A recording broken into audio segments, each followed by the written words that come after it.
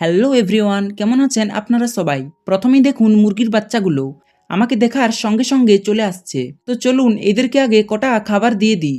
তো আমি খুব অল্প পরিমাণ চাল নিয়ে নিলাম আর এই মুরগিগুলোকে খেতে দিচ্ছি। তো এখন যেহেতু সকালবেলা, তাই এদেরকে বেশি চাল দিলে ওদের কৃমি হতে পারে। এমনিতেই হাঁস মুরগিকে বেশি পরিমাণ চাল দিলে কৃমি হওয়ার চরম একটা সম্ভাবনা থাকে। আর এই কৃমির জন্য আমার অনেক মুরগি আর মুরগির বাচ্চা মারা গেছে, তাই আমি আর রিস্ক নিতে চাইছি না। তো যাই হোক, মুরগিগুলো চাল খাক, আর তার মধ্যে আপনাদেরকে আমি একটা বড় আপডেট দিয়ে দিই। তো আজ থেকে বেশ কিছুদিন আগে আমার রুমে একজোড়া কবুতর বাসা বেঁধেছিল।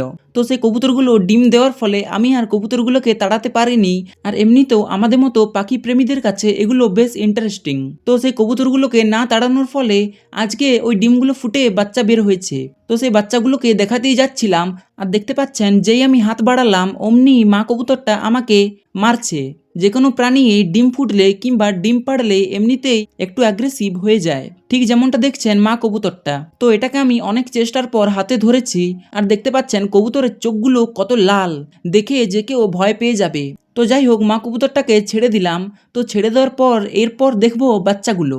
তো এই দেখুন, হলুদ পশমে মোড়া এটাই কবুতরের বাচ্চা। সত্যি বলতে জীবনে প্রথমবার দেখলাম কবুতরের বাচ্চা।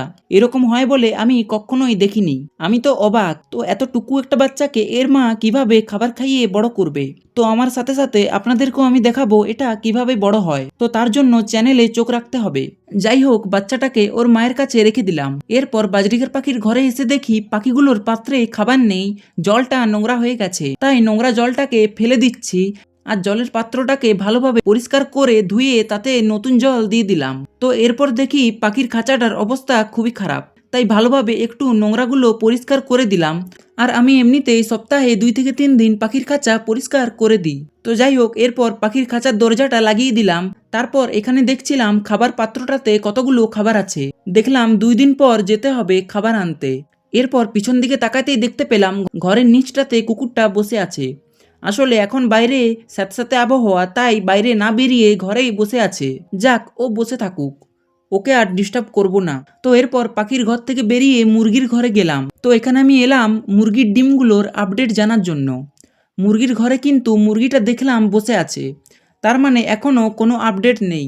মুরগিটা তুলে নিলাম, দেখলাম না, যেটা ভেবেছিলাম ঠিক সেই রকম। এখনো ডিমগুলো ফোটেনি, কিন্তু এই কদিনের মধ্যেই ডিমগুলো ফুটে যাবে। যাই হোক, কবে যে বাচ্চা দেখতে পাবো কে জানে। এরপর বাইরে এসে দেখি একদল কবুতর তিল খেতে এসেছে। আমাদের তিল আদায় করা হলো, আর সেই তিল আদায় করার পর কিছু তিল হয়তো মাটিতে পড়ে থেকে গেছে, সেগুলো খেতেই মূলত এই কবুতরগুলো এসেছে। কিন্তু কি হলো, আমি ওদের সামনে যেতেই ওরা উড়ে পালিয়ে গেল। যাক, কিছুক্ষণ পর আবার চলে আসবে। এখানে দেখছেন এই মুরগির বাচ্চা দুটোকে। এই দুটো মুরগির বাচ্চার মধ্যে একটা মুরগি আসিল মোরগ বা ফাইটার মুরগি, কিন্তু ব্যাপারটা হচ্ছে কোনটা আসিল মুরগি আমি চিনতে পারছি না। তো আপনারা যদি কেউ জানেন এই দুটো মুরগির মধ্যে কোনটা আসিল মোরগ, সেটা আমাকে কমেন্ট করে অবশ্যই জানাবেন। তো চলুন আজকে আসি, দেখা হবে নতুন একটা ভিডিওর সাথে। বাই।